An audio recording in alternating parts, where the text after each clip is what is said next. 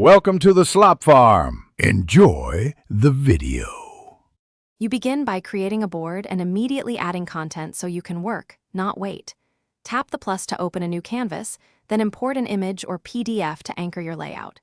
Use Apple Pencil for pressure and tilt, and make sure multi-touch is enabled so you can pinch to zoom and rotate. Once done, name the board and set orientation. This gives structure.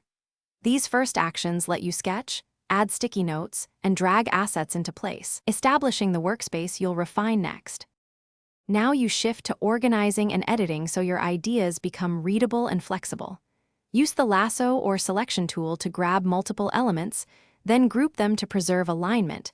This saves time when moving complex clusters. Add text boxes and format in the inspector to set font, size, and color. Shapes and connectors clarify relationships. Once grouped, use layering controls to bring important items forward or lock background pieces, so you don't accidentally move them while refining the layout. To finish, prepare your board for sharing and future edits. Export as PDF or image, or create a shareable link with edit or view permissions so collaborators can contribute. Make a duplicate before big changes to preserve a version.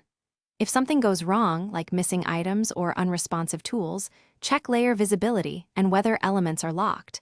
Unlocking often restores access.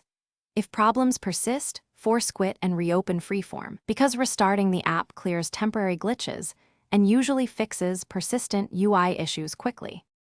Thanks for watching. Consider subscribing if we helped you today.